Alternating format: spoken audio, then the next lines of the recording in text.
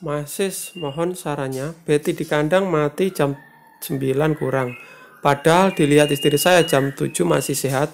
Posisi nelur 3, posisi matinya ngambang di tempat mandi. Setelah saya bedah, begini hasilnya. Jadi ini ada pembedahan teman-teman, tetapi tidak saya perlihatkan. Yang di Tembolo ada ulet kandang sama cangkang telur. Lebihnya saya kira normal. Ini teman-teman, saya tidak bisa melihat fotonya dari situ ya, karena nanti pelanggaran kayak gitu teman-teman. Jadi ini kebetulan gini teman-teman, teman kicau ini mengalami yang namanya burungnya mati. Jadi yang sebelumnya sehat itu posisinya burungnya ngeram kayak gitu ya teman-teman. Terus kita identifikasi apa penyebabnya. Jadi yang gini teman-teman, ini yang pertama faktornya perubahan musim. Karena musimnya ekstrim, pagi panas, siang siang panas, malam dingin kayak gitu teman-teman. Dan ini perubahan musim. Di orang aja banyak yang istilahnya demam dan lain sebagainya. Di burung hampir sama di kandang teman-teman kayak gitu ya. Karena faktor perubahan musim itu, di burung yang ngeram, biasanya kan dia diam di kandang itu, terus kadang-kadang ya kurang makan, walaupun makannya itu di full kayak gitu teman-teman.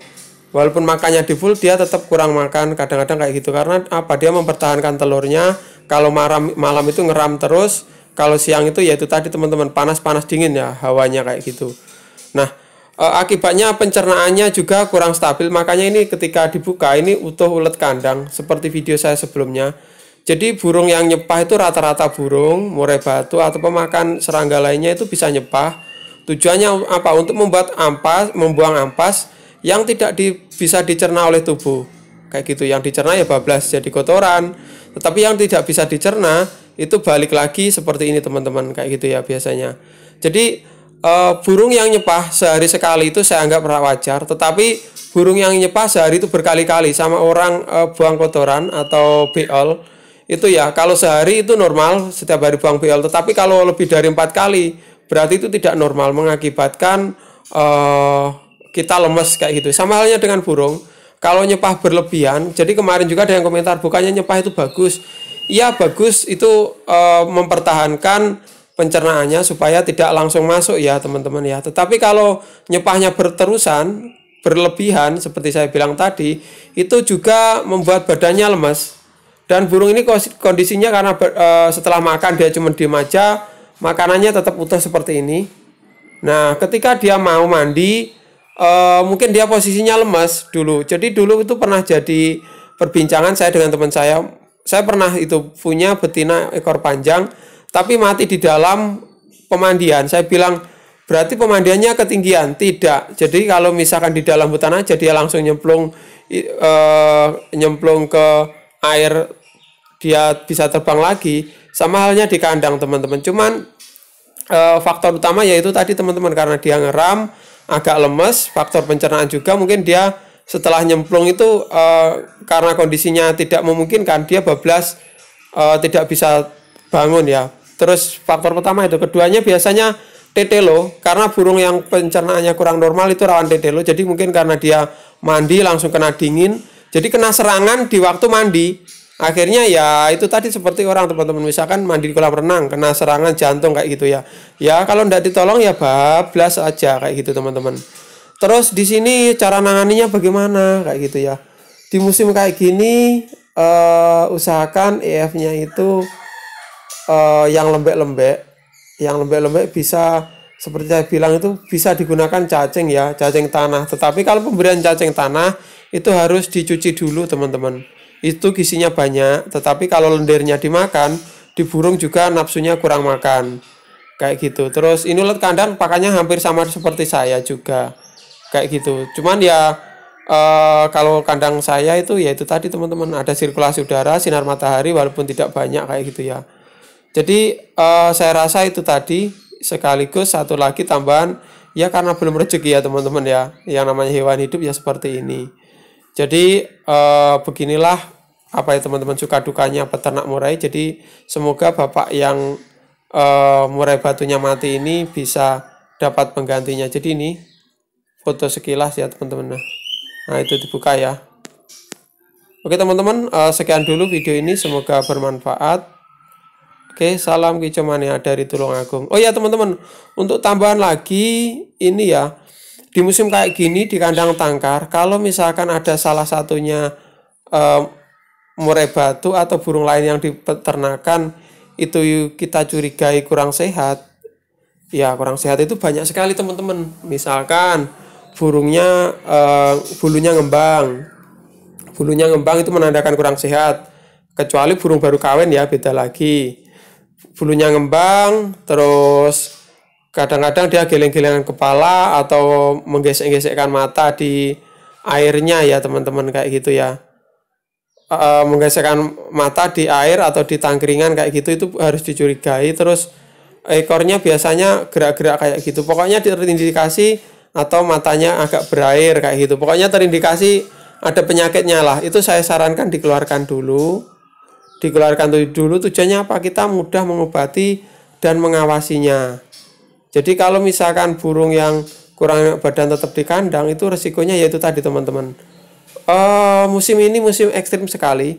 Banyak yang curhat dari teman-teman kicomania. Cuman ini kalau saya sendiri ini adalah tantangan, karena apa? Di musim kayak gini kita sebagai kicomania itu diuji ya teman-teman ya.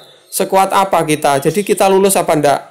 Tetapi saya sendiri sarankan kalau misalkan kita dari awalnya udah pecinta burung, kicomania sejati, musim kayak gini sebuah tantangan. Jadi dimana kita harus rajin lagi untuk belajar menggali apa-apa yang kurang ketika dalam perawatan kita terapkan dalam murai batu itu teman-teman. Itu tadi. Jadi semoga teman-teman kicomania tetap semangat ya di musim kayak gini. Ada lagi musim kayak gini juali burung semua dijuali sama sangkarnya kayak gitu. Itu pernah saya temui juga teman-teman. Ya tidak ada salahnya sih, memang semuanya butuh modal. Tapi kalau seperti itu kayaknya kita belajarnya kapan? Kan kurang kayak gitu teman-teman. Jadi dalam video ini mungkin cuma saya ngomong terus saya zoom kayak gini ya teman-teman ya. Nah, tetapi itu semua berdasarkan pengalaman. Jadi nanti teman-teman dihadapkan pada kondisi yang sulit gini, biarkan di kandang atau kita ambil kayak gitu ya teman-teman. Saran saya diambil aja, kita obati lebih dahulu sampai nanti musimnya enak, atau sampai nanti burungnya sudah kondisi kita rasa 100%, baru kita masukin lagi teman-teman kayak gitu. Jadi ini penting sekali ya pengambilan kayak gitu. Ini tadi udah jelas teman-teman ya. Jadi memang burung yang ngeram itu pernah Om Sis cerita kayak gitu, pernah ngalami ya? Pernah ya teman-teman. Dulu itu saya memiliki yaitu tadi kandang minimalis sekitar 11 atau 12 box itu teman-teman. Hampir semuanya nelor, tapi yang produksi sekitar 5 ekor ya yang ngeluarin anakan, 5 pasang. Waktu itu yaitu pokoknya kondisinya ngeram, turun, kurus, bablas mati kayak gitu. Ternyata setelah saya mati, memang pakannya saya kurang saya perhatikan, dan kebersihan kandang saya perhatikan. Jadi burung itu banyak kematian, hampir separuh mati.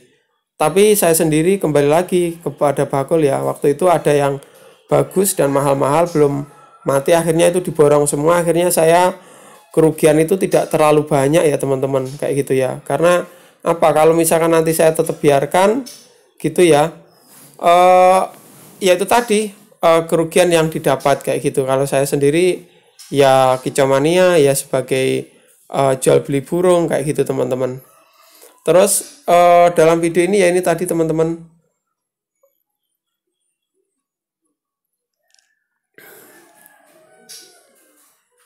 tentang burung murai batu. Ini apakah terjadi di betina saja? Tidak teman-teman. Jantan juga kalau kondisi musim kayak gini itu bisa ngembang, dan itu terindikasi kalau ngembang itu harus dicurigai teman-teman. Pokoknya nanti setelah melihat video ini dicek aja kandangnya bagaimana. Kalau ada burung yang ngembang dan suara keretakan kurang kenceng, itu wajib dicurigai. Dan misalkan ada kepalanya jegrik atau gesek-gesek tangkringan, itu dicurigai. Sama ekornya yang gerak-gerak kayak gitu teman-teman ya, menandakan dia kayaknya napasnya berat sekali, itu harus dicurigai. Dikeluarkan dulu, dirawat sampai selesai. Caranya nanganin di luar kandang bagaimana sudah saya buatkan tutorial videonya ya teman-teman ya. EF-nya jaga kebersihan kandang, terus dikasih obat kayak gitu teman-teman.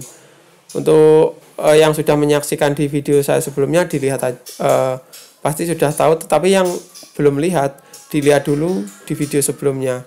Oke, kayaknya videonya cukup sekian. Terima kasih. Salam Kicomania dari Tulungagung.